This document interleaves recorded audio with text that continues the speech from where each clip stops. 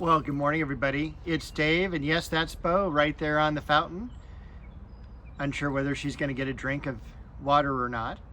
But we have had some rain this past week, and we have some rain coming up this coming week. So we've got a very water-soaked garden. Bo is looking up at a squirrel. We'll see if we can capture the squirrel in just a moment. We're in the middle of the yard. I figured I'd show you the back corner of it first since we're already here.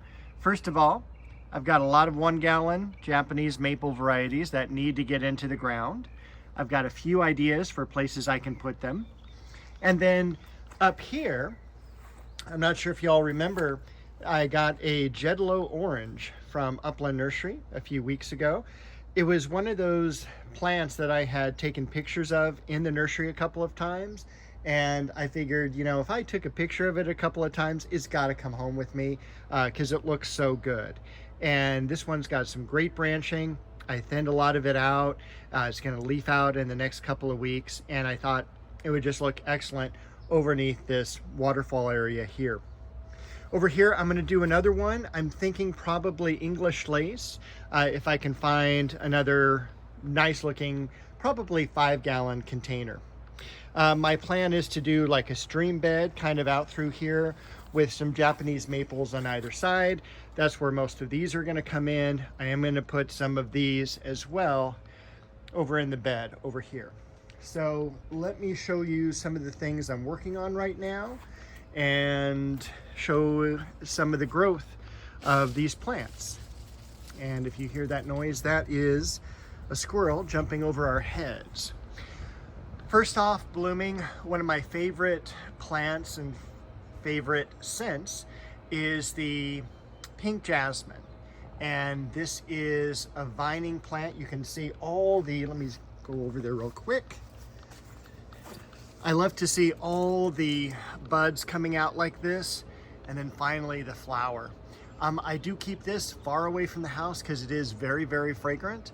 At one time, that's all I had on the back fence around the pond, back when I had the pond. So it was very overwhelming. This is Bloodgood Japanese Maple, as is the one on the far side, which you really can't see because it's transparent against the ivy. We've got some daylilies next to some Liriope. Look at the roses already leafing out. Now we have some weird weather. We have had weird weather all winter long. It's been very, very warm. Hardly any of the plants really went dormant, and we've had very low chill hours. And so upcoming, we have a really cold week. And unfortunately, a lot of these plants have new growth, and I don't know if it's gonna be damaged or not. We could get down into the 30s. Hopefully not. Hopefully we'll stay in the 40s, but we will see. We might get a little bit of frost 1 or 2 mornings. We have some pink clover ground cover there in the very far distance. The gardenias are looking exceptionally nice, as is Bo, to give us a little headbutt there. We've got the Scotch pine here. This is penguin pine. You can see the blooms coming up and even coloring up over here on the Clivia. Nothing blooming in the back here, but look at how big this false Aurelia has gotten. I mean, it's like gigantic, and it's doing really well in a sunny area once this tree came out here. This tree here. Over here we have Liriope Silver Dragon coming up. And this is from just a couple 1-gallon containers that I split up several times. And Liriope spicata is different than Liriope, I think it's Gigantea, which was over here. So this is much more of a clumping plant. Spicata is more of a trailing plant. We've also got, this is the Bloodgood I was talking about. Again, you can kind of, tough to see with the ivy behind it, but that'll be leafing out pretty soon as well. Over here, this is a kind of a newer area that we made over this winter time. We've got the plumeria that's dormant. We kicked that back in, and we extended the perennial bed all the way to this back corner area. We did plant just a few 6-pack ajuga. This is a carex over here. This is a variety of cedar, I believe. We do have over here some of the tulips that came up. Take a look at these beautiful white hyacinths. I mean, you can almost smell them from here. They're so fragrant. And just awesome blooms. We even have some blooms on the New Guinea impatient behind. Probably my favorite Japanese maple in the yard is Shishigashira. This is still blooming. This is one of the older hyacinths. I put the link in last week's video on the company that I bought this from, and I think it's Old House Gardens. This is a variety that was called a Roman hyacinth. I thought it was much older than it was, but it's still from the 1500s. But you can definitely see how different the bloom stalks are. Very few blooms, much further apart, almost like a scillibulb, compared to the hyacinths today that are just bred for major compact blossoms. The Shasta daisies are looking really, really nice. These are some that I moved from this area here behind the pomegranate, split them up, put them in a couple different areas here. We've got Bo laying on some freshly turned over mulch. We do have some of the daffodils finally coming up.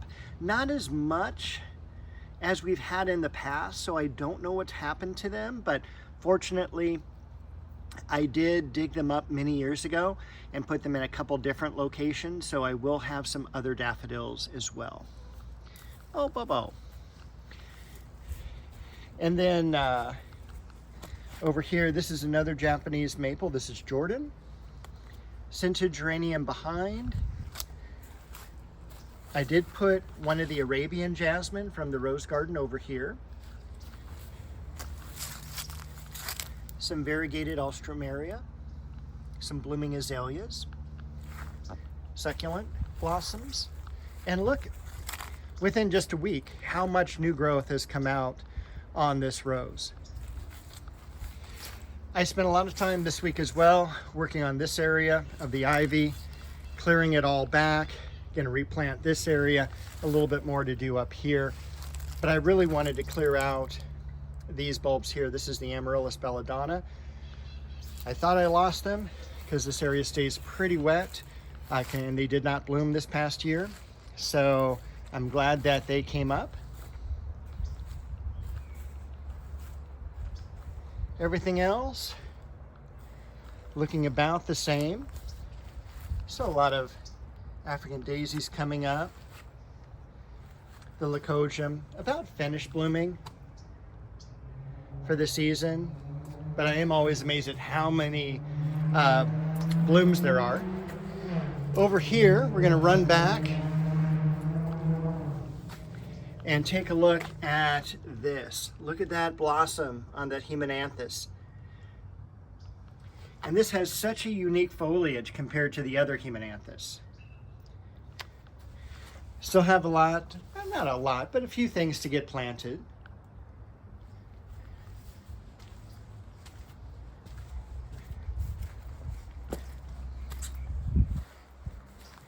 Got a lot of scillas coming up here.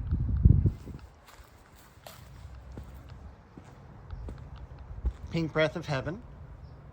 You can see just, I mean, hundreds, thousands of blossoms on the surface of that plant. And try to keep us out of the sun here. So you can take a look at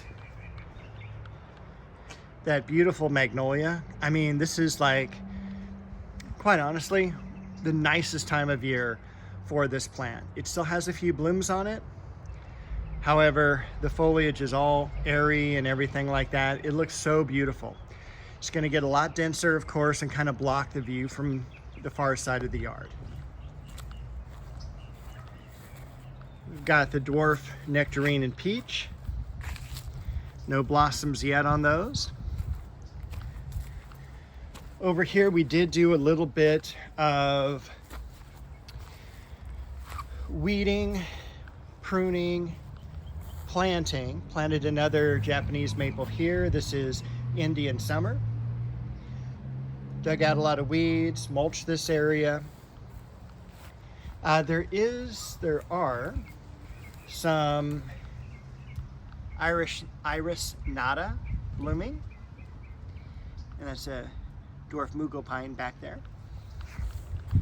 Over here, I'm working on the fencing area, of course. So I've got a couple panels done. The third one will be done hopefully today. So that's kind of why I'm shooting this video early.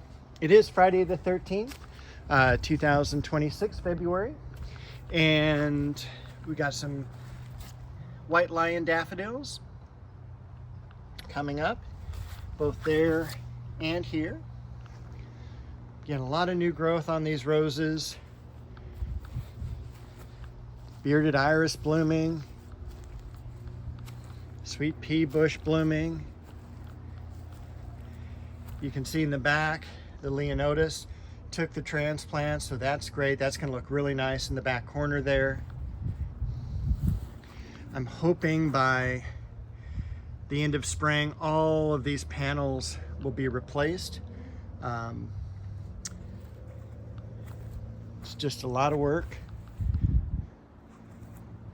And everything looks good over here. I'll bring you by the Scylla in just a moment.